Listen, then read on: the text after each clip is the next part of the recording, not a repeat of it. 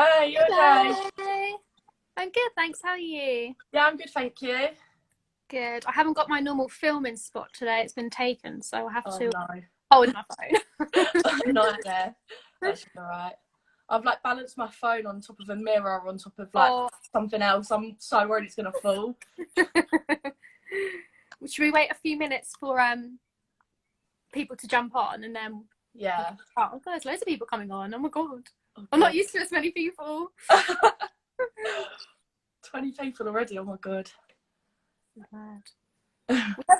Most people watch it afterwards, so I'm not used to having loads of people come on and Yeah, watch it like, live. And then you yeah. get to see how many people are watching. You're like, oh my god. Hi everyone. Hi Danielle. It's been proper raining today, so I thought like you wouldn't be able to hear much, but it's stopped for now, which is good.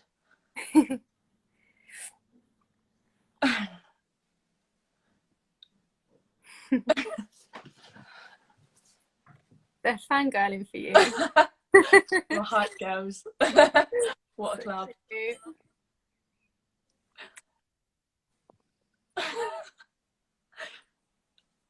Is this all your team? Yeah, this is the girls. Supportive bunch.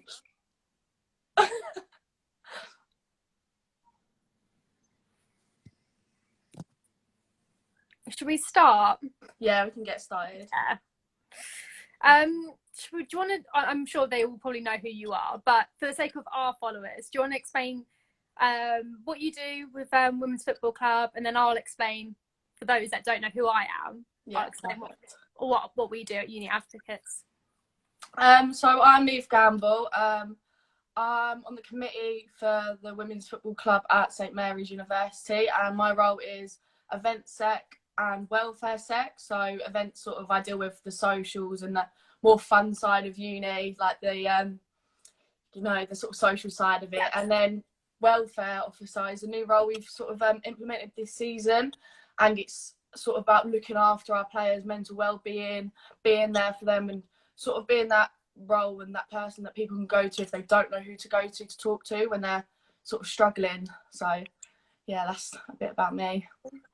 For those that don't know who I am, I actually went live with ladies hockey yesterday, but I'm Hannah and I'm one of the student advocates at St Mary's. So we basically, there's me and Noli. So Noli visits St Mary's on a Tuesday and I visit on Wednesdays, and we're based in the SU. So we're a completely independent body. We help students with different matters. We put a lot of focus on mental well-being, which is obviously what we're going to talk to you about today. But we are mental health professionals. So myself, I work in mental health settings. I work in mental health hospitals, but also I visit St Mary's as well. So we're completely independent, free and confidential service that can help with a lot of different things like finances, academics, social culture issues. We've got any complaints, external matters as well.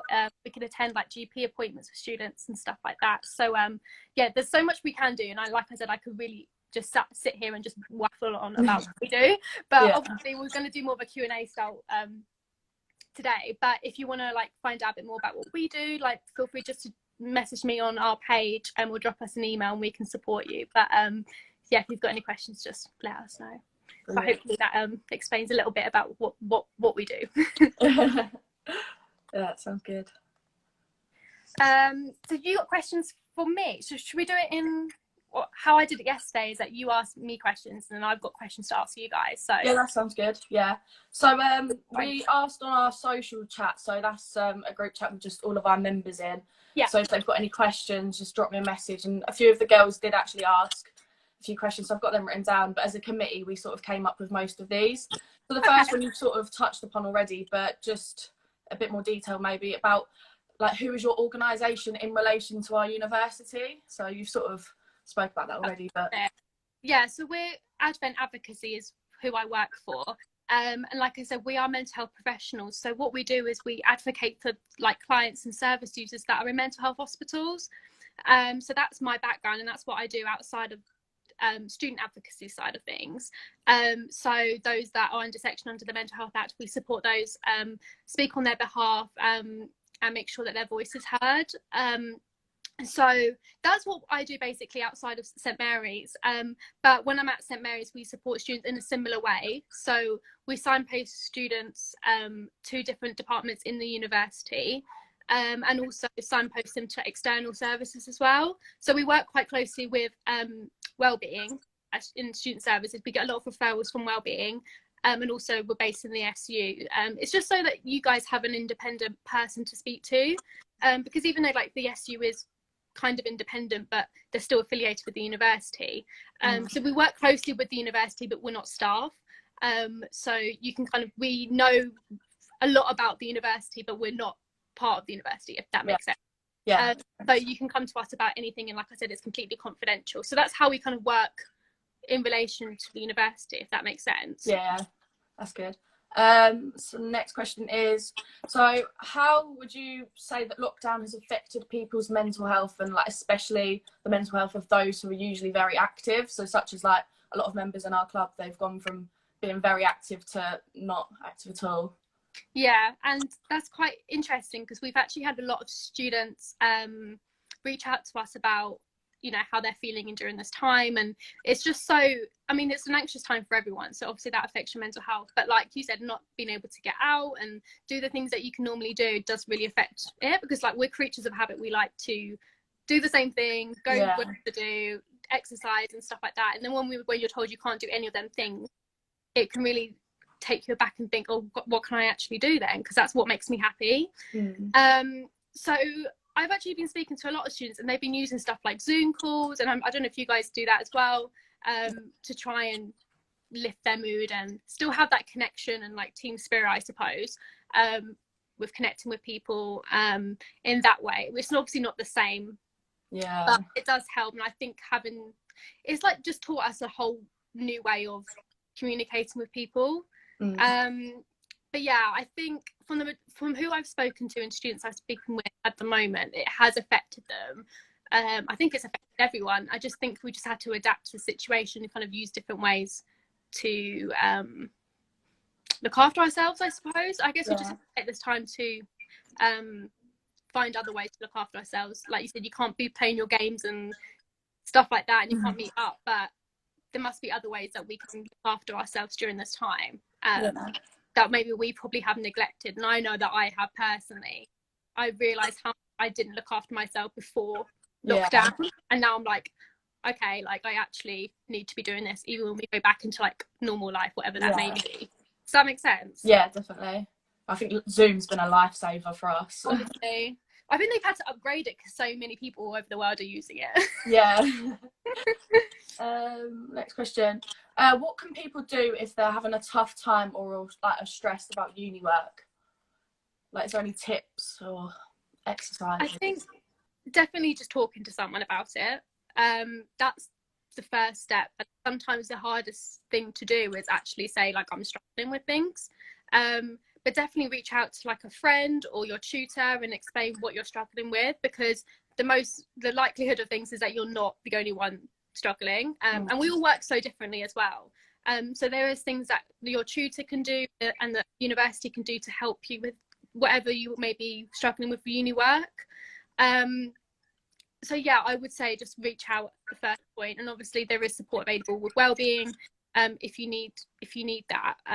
But yeah, I would just say reach out to someone, and then making sure you've got a proper schedule. I know when I was at uni, if I didn't have everything written down, and literally write in like when you're having your lunch, when you're going to go out, like if you've got social events and stuff, and literally you have to just pencil everything in, because you'll find that I've just spoken to a lot of students where they just focus so much on uni stuff and they don't make time for look after themselves and socializing. You just have to have a balance of things. It's like, I feel like that's such a cliche thing to say, but it really is. Like, you need to have a, and like I said, just reach out and speak to someone about it, whether that be myself or like a friend or someone at the university, like your tutor, and they can actually help you. But that's the hardest thing to do, and I understand it's not always the easiest thing to do that. So yeah, I think sometimes once you've made that first step to reach out to somebody, it then talking to them gets so much easier. 100%. That first initial bit. Yeah, definitely. The next question was, so how can our students contact you? So how do we get in touch? So when we were actually on campus, I'm literally so gutted. Like, I can't wait to get back on campus. I don't know about you. We're based we're based in the SU, in the room K11. So when you go into the SU, it's like the little room on the right. So we're based there every Tuesday and Wednesday 9 till 5. So you can just drop in and see us then. But obviously at the moment we're not on campus. So you can just give us a call. All our contact details are on our page and our website. You can give us a call or direct message us on here. Email us, or we can do Zoom calls with you as well. So whatever works for you. We understand not everyone wants to do a Zoom call, but some people prefer that kind of face-to-face chat with someone, and it's just a bit more mimicking us being on campus. But you can really contact us at any point. If there's something that's quite specific you need support with, I would say email us, just so we've got it kind of in writing, and it can be quite hard to support someone just over like Instagram. So I would say if you've got something that you really want, even if you just have a question about us, you can obviously just message us on here, but whatever works for you, we can accommodate that. And we're available Monday to Friday 9 till 5 at the moment, so you can just speak to us at any point. Brilliant. What's next? So I think you mentioned this earlier about confidentiality and all that sort of stuff, but do referrals go on to our uni records, and do they stay between just the student and you guys, or does anybody else get notified? So for example, if we receive a referral from Wellbeing, it would only stay between us, student, and Wellbeing. It won't get shared with anyone else unless you want it to be shared. If we get referrals just directly from a student to us, nothing gets shared with the university or Wellbeing or anything like that. And obviously, unless you want us to like contact them about something or speak to them about something, then we'll do that. But everything is instructed by you. So if you want support with something, we wouldn't go like behind your back or anything like that. It's always student led. So that is completely confidential. And the only time we have to break confidentiality is like if there was safeguarding concern. So if you discuss something with me that you're going to harm yourself or harm someone else, then we would have to disclose it to university. But apart from that, it really doesn't happen a lot. But I have to kind of say it just in case. But it's completely confidential. So I think that reassures. I think a lot of students actually, I didn't really think this when I joined, but a lot of students think that it gets put on your records and stuff. I don't know where that's coming from, but it so that's been I think that's a lot of concern that people have had. Like, even just speaking to me, they're worried that I've got to tell the university whatever they're telling me, and it can stay between us as long as you said before, it's not a safeguarding issue. Yeah, exactly. So, same with us as well. So next, again, I think you might have spoke about this earlier about speaking to people, but are there any like exercises or recommendations of how to de-stress in those stressful situations? So we talk a lot about mindfulness, so I'm sure you guys have heard about it. It kind of gets wish-washed around all the time. You think mindfulness, blah blah blah, but it honestly is so beneficial. So mindfulness is essentially being present in the moment, because stress is either you're focusing on something from the past or the future, whereas mindfulness basically brings you back to what's going on at the moment. So breathing techniques is quite a simple one, and that works for a lot of people. Breathe in for 10 seconds and let it out, and usually it will happen. If you've got like stress, that, for example, like panic attacks, like breathing techniques really help with that. So mindfulness, I'm sure you guys can find out a bit more, and we can even do like workshops and stuff with your team about mindfulness, just to go over different techniques, because like I said, breathing, it does work, but not everyone likes it, and like meditation, it's not for everyone. So it's just finding what works for you, and we can do like a whole workshop and stuff on mindfulness for you. But with stress, number one, I say this all the time, but like talk to someone about it. Because in the moment when you're talking about something that's stressing you out, just letting that out to someone actually reduces your stress, because you're like, you haven't got to hold on to that burden of what's going on, and you're actually telling someone about it. So I would say mindfulness, being present, and talking to someone about what's stressing you out. Definitely, that mindfulness is someone saying Zoom mindfulness session. We've got a whole presentation and stuff, so we can do like a whole Zoom call. We can all just get really zen, put all the lights down, and just like chill. So have like a nice yoga session maybe as well. Yeah, definitely. I think the last question we've got now is, can we recommend students talk to you if they are having a hard time, or do they have to contact you themselves? No, so you can refer students. So like kind of similar to wellbeing. So for example, if wellbeing are supporting a student with one thing and then something comes up and they're like, I think you could probably benefit from advocacy, and you kind of be like, oh, we've got the uni advocates, or you've got Hannah and Noli, would you want to speak to them? And then you can like email me, message me saying, I've got this student that would like to speak to you, and then we can reach out to them, or vice versa, they would rather reach out to us like you said. But yeah, they don't have to contact us directly if they don't want to. Be the ones to reach out. And like I said, it's the initial reaching out which is what's the scary bit, and especially if you don't know us or you don't know who we are, like sometimes it's a bit like scary reaching out, but I promise you we're not scary at all. But if you would rather like yourself message me about a student, then we can contact them and support them, and sometimes like giving a bit of background information of what they need help with, and then that way they don't have to explain what they're going through, I suppose. I say this quite a lot, but a lot of the students I get is they don't want to have to explain, like for example their mental health, they don't want to have to explain their story to like every single person. I can imagine. You know, like going from wellbeing to counselling or to us and then to SU, and like having to explain your stories to like each person can be so draining, and we can essentially take that burden off the student and speak on their behalf about things.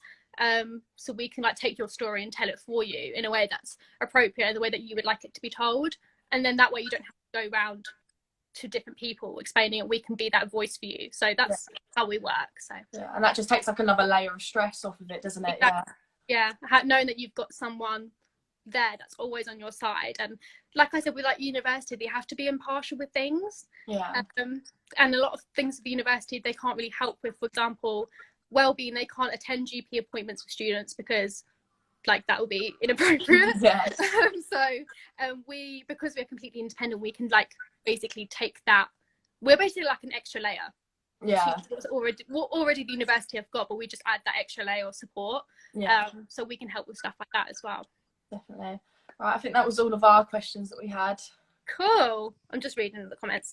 Okay, one of my first questions is, what is your team's like main objectives? Obviously, like you have your actual sport side of things, but like have you got other objectives like mental health, or what other things you guys kind of are aiming to do as part of your team? So one thing that we try and focus on year in, year out, so even in my first year it was a thing, I think just sort of making the lines between first year, second year, third year non-existent, and just making it one big club. Because I think once you just see yourselves as just friends and not different year groups, it's easier to talk to people. You become closer as friends, and it's like, sounds so cliche again, but it's like one big family. And then I think after that it comes like the whole mental health and, you know, being there for each other comes easier. So that's one thing that we try and focus on. And I think especially this year with adding in the welfare officer role into the committee, it's only going to benefit and help us reach that objective.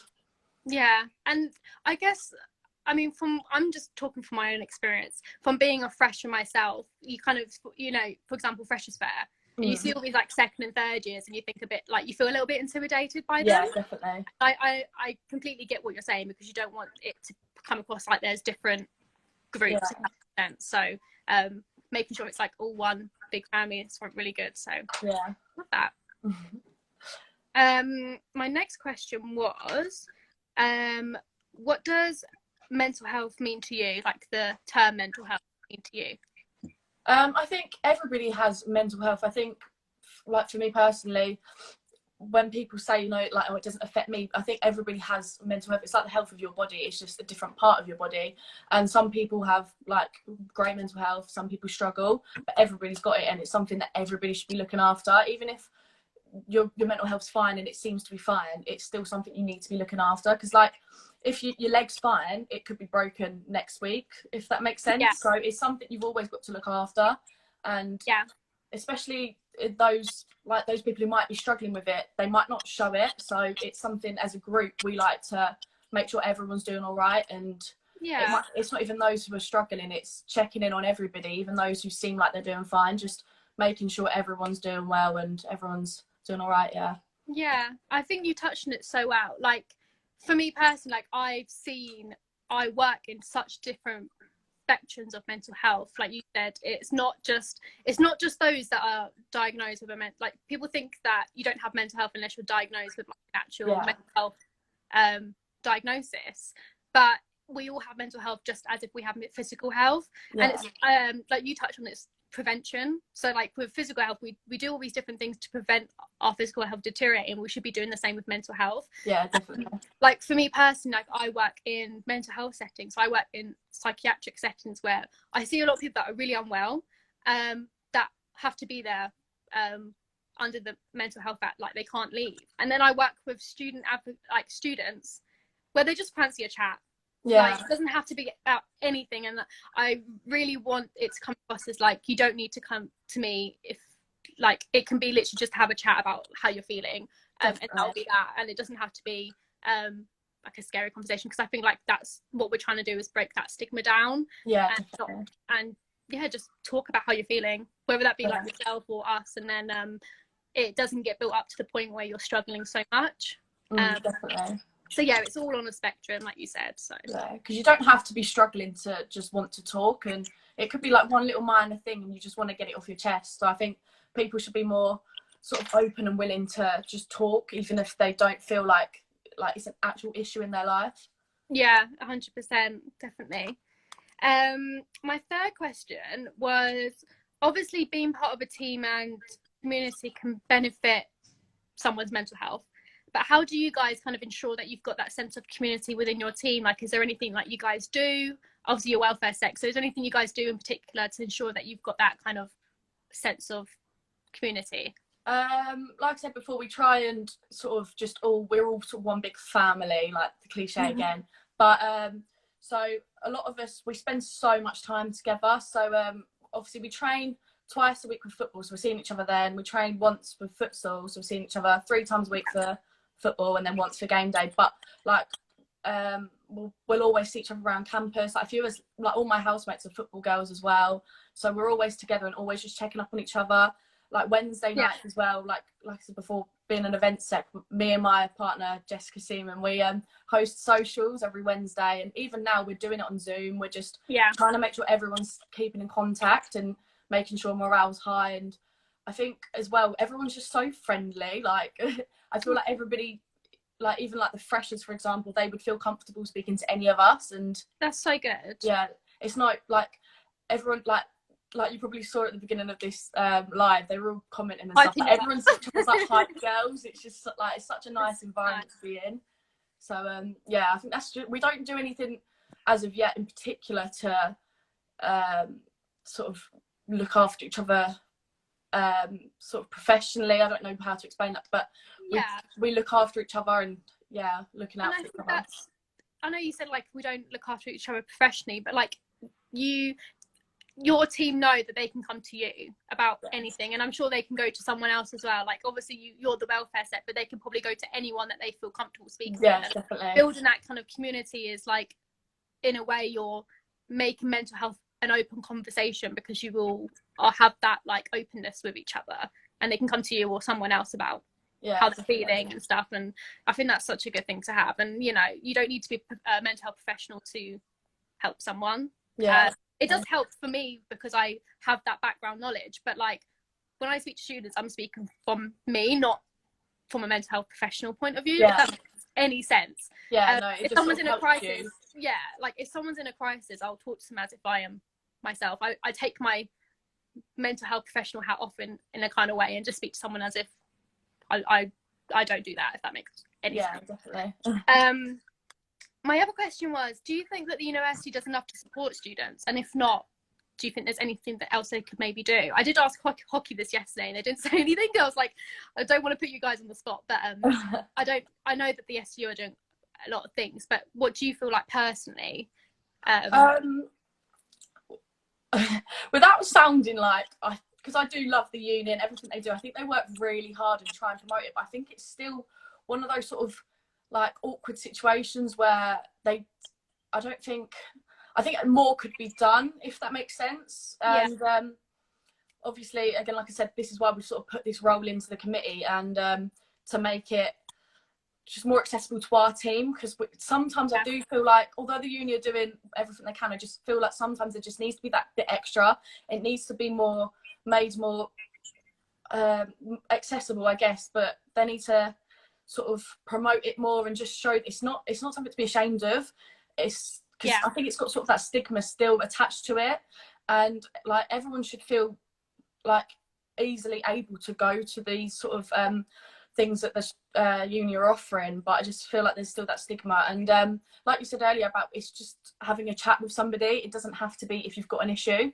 So I feel like that's one sort of thing they need to promote more maybe, and just show that you don't have to be struggling. We need to you know, like stop it, like prevention, like you said earlier, prevent it before it gets worse. But other than that, like without sounding like they do nothing, but just they could do a little bit more maybe in terms of that. Yeah, and I think that's really important to like discuss, just because I'm sure the other girls on your team may feel the same way. And having you as a welfare sec is, like you said, it's making mental health more accessible, and not in a you know, come talk to me about all your issues. It's like you're there as a point of contact if someone ever wants just to have a chat with you about how they're feeling and what's going on with them, and you know, if they're struggling with something. And you know, prevention is key ultimately. So exactly, what do you do as a sports team to encourage supportive conversations about mental health? I kind of put, is there someone in your team people can go to? And I know that will probably be you, but is there anyone else in your team that people can go to? Or what do you guys do? I think you kind of touched on that, to be honest. Like, how do you encourage supportive conversations around mental health? I think our whole committee, as always, is sort of a point of contact for any of the girls in the club, whether they're a social member, whether they're a member of first team, second team, futsal, whatever. Our committee are always there. But like I said earlier, the whole club's there really. So like when I was in first year, and I remember struggling, because obviously when you go to uni, it can be quite a lonely place sometimes, and you do find yourself struggling randomly, and you just don't know how to deal with it because you've never gone through that before. So I remember I just sort of would speak to anybody in the club, like my friends, people I'd not even spoke to before, and they were always there. So I think that's just something that's in our club, and it's always going to be in our club, the fact that everybody's there for you to speak to. But I guess if you don't know anybody, I think your main point of contact is going to be the committee or myself, or there's just always people there you can talk to. Yeah, definitely. And like everyone gets on with someone differently, so someone might feel comfortable talking to you, but they can talk to someone else about something. So that's really good that you've got that like open culture, I suppose. Yeah, definitely. Tell me about a goal your team has recently achieved. Obviously it might not be a game, because I'm sure you haven't done a game in like months, but or like a Zoom call or something that's funny at the moment. So before Corona happened, we actually won the Southeastern 1A League, which was a big achievement for us. We were a bit happy about that. And we also won the equivalent league in futsal as well. So we sort of done the league double this year. So that was one big achievement we did. But since obviously we've all been in lockdown, we've all gone home, well, most of us gone home. We've worked, like as a committee, we focused big time on charity, and we've recently selected our charity that we want to fundraise for this year, which is cancer research. And we've raised over £1,500 within like 3-4 weeks, I think it was. So yeah, we someone saying charity in the comments. So yeah, they're all saying that's what jogged my memory. Someone say charity. Thanks, girls. So yeah, we managed to do that. Like I said earlier, me and Jess Seaman are hosting socials most Wednesdays, just to keep sort of morale up, keep everyone in contact. We're also, Molly Gage, our new social media sec, is smashing the social media game. Like you might have seen on our recent posts as well. We're sort of we were doing like Pride Month. We're putting up like different petitions to sign for the Black Lives Matter movement. And we're just being very like present and just trying to do as much as we can from home. And I think even those like little wins are just we're getting places, and it's very positive.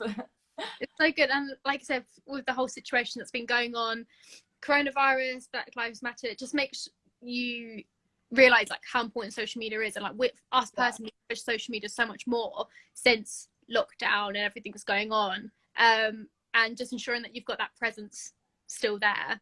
Yeah, So definitely. important. How do you think we can encourage people to become more physically active to improve their mental health? Because obviously there is a correlation between physical health and mental health.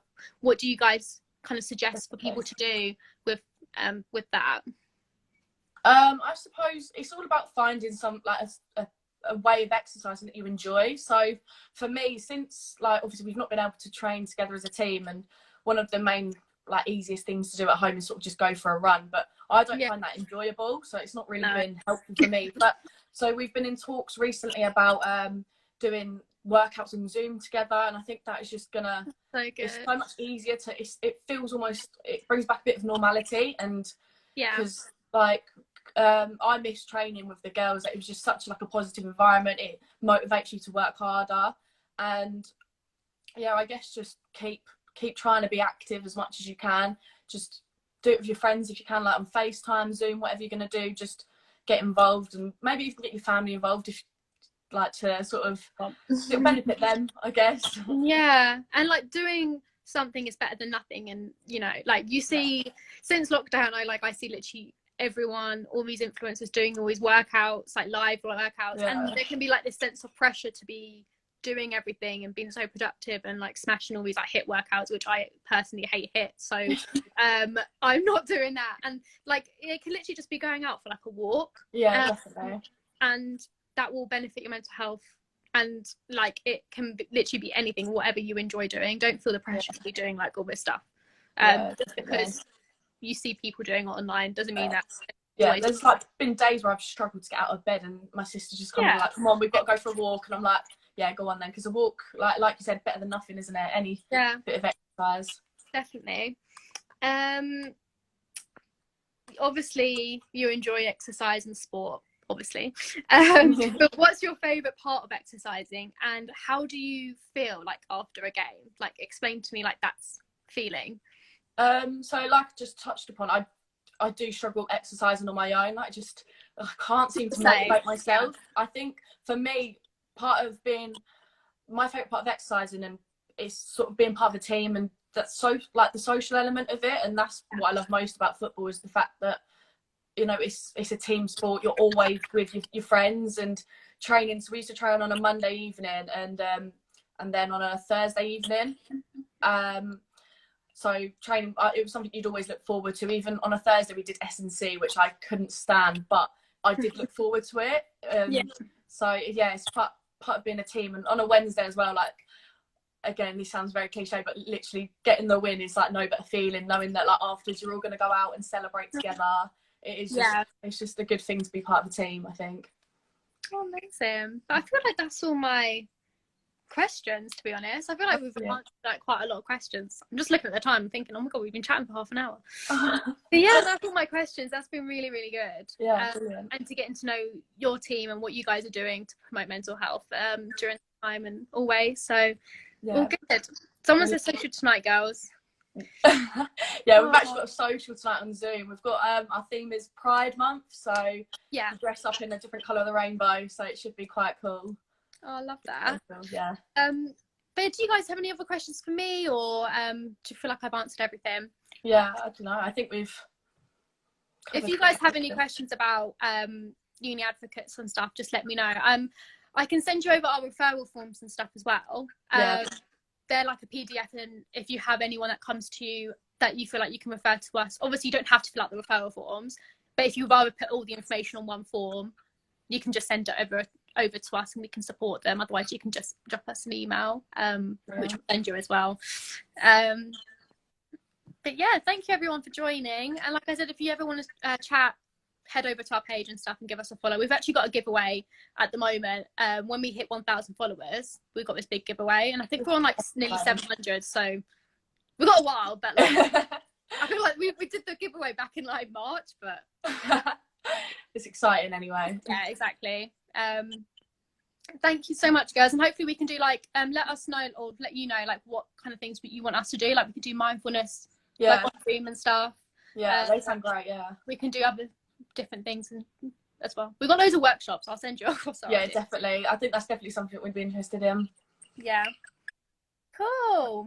Thank you very much for speaking to us today. Yeah, no problem. I'll speak to you soon. Thanks, everyone. Right. Thanks. Bye. Bye.